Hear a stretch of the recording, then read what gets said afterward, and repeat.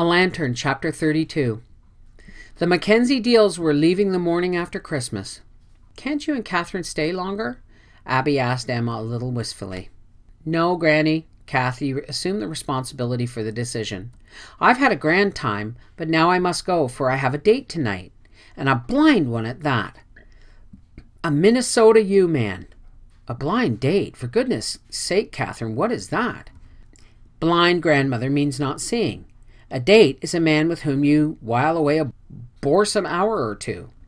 And there you have it, a man that you have never seen with whom you will while away an hour or two." "Kathy, you mean you've never been introduced to him?" "Not only never introduced to him, but I've never set limpid violet eyes upon him." "Kathy, how horrible! Why, it makes me think of veiled people in heathenish countries." "Quite so, and a merry little gamble it is. But see the thrill of it. Is he going to be dark, light, short, tall, a keen looker, or a crock? Interesting or a prune? Will he glide up in a high-powered machine or rattle up in an egg beater?" "Kathy!" "If Jimmy were going to be there, I wouldn't have made the date. But Jimmy's not going to be there, and a poor girl has to have somebody to love her." "Kathy," Abby looked at her granddaughter as some queer museum specimen, "do you know, you just make me wonder whatever your great-grandmother would have thought of you. Isabel Anders Mackenzie, her name was. She was gentle and refined, very lovely and very aristocratic. She lived on the beautiful Mackenzie estates." "Stop! Stop right there!" Catherine sat up, as alert as a young deer with an uplifted head. "For heaven's sake, why has no one ever told me that before? Why, our sorority is just keen about family. That's our line. I've been sort of uncertain about the past, a little shy in mentioning some of our auntie-sendants and uncle-sendants. Not ashamed of anybody, you understand, but just supposing they were all this same kind, out of the soil up to God." "Kathy!" "And all the time I had this keen ancestor. Now say it again, and very slowly. Catherine, your great-grandmother was Isabel Anders Mackenzie, a beautiful aristocratic snob. She was an awful snob, wasn't she, Granny?" "Kathy!" "Think how my marriage could read. The marriage of Miss Catherine Elaine Deal to Mr. James Warden Buchanan. I haven't said anything about this yet to Jimmy, but as the Chinaman says, can happen, and there's nothing like taking time by the fetlock. Picture this in bold type in the Sunday edition. Miss Deal is a direct descendant of the Anders Mackenzies of Aberdeen, Scotland, Knights of the Garters." Abby Deal's old eyes twinkled. "But don't forget the other side of the house too, Kathy. There were Knights of the Suspenders too. Don't forget old grandmother Bridget O'Connor, Kathy. She was an Irish peasant woman, and she lived in a shack on the side of a hill on the edge of the moors. The chickens and the pigs ran in and out of the thatch-covered hut. She couldn't read a word, and she couldn't write her name, and she smoked a black pipe. But if it wasn't for that sturdy plebeian blood of her daughter, Maggie, my mother, Kathy, you wouldn't be here." Kathy waved it aside. "We'll pass lightly over the O'Connors. It's the Mackenzies that intrigue me. What more do you know about them?" Abby Deal told all that she could remember hearing from her sister Belle.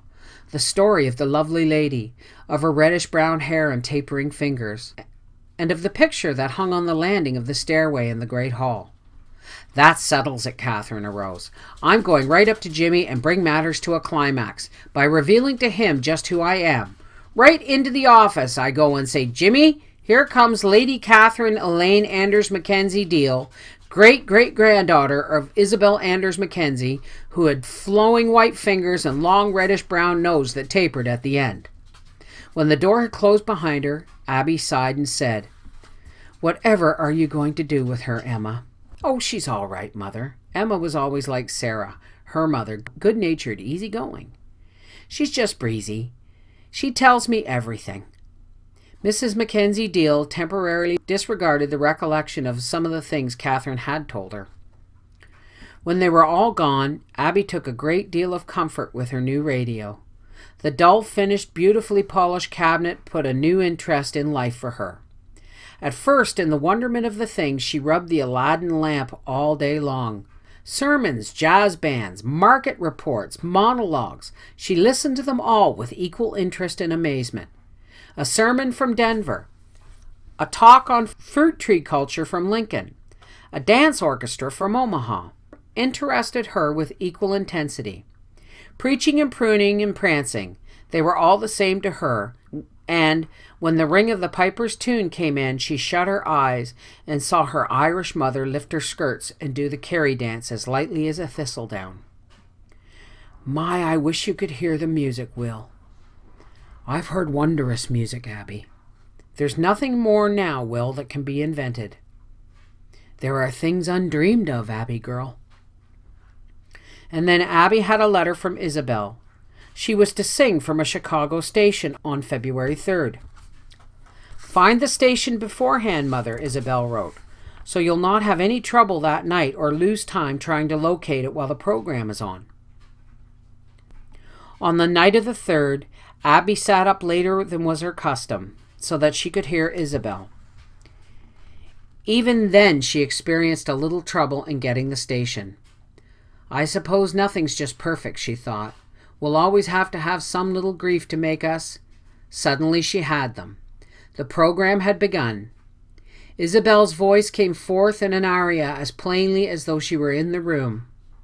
When she had finished, the announcer spoke. Mrs. Rhodes will sing her second number, especially for her mother, listening in at Cedartown, Nebraska.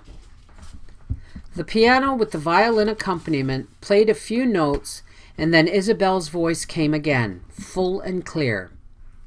O Lady of the Lea, fair and young and gay was she, beautiful exceedingly, the Lady of the Lea.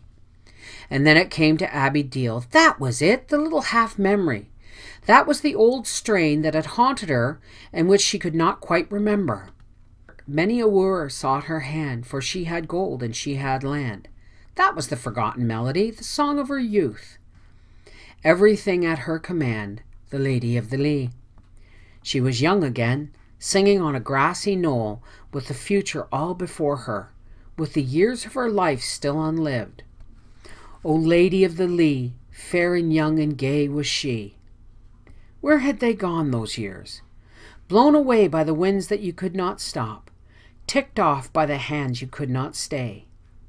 Dreaming visions longingly, the Lady of the Lea. Isabel finished the last verse of the song. Abby turned off the radio, performed all the little nightly duties about the house, and undressed for bed. When she had turned out the lights, she stood for a few minutes at the bedroom window, looking out at the night. It was moonlit and cloudless and very still. The trees stood etched in black against the white of the snow, their shadows as real as their substance. For some time, Abby looked out at the cedars standing silently there in the snow and the moonlight, like old women listening for something, perhaps the strains of a song of their youth and the dreams of desire.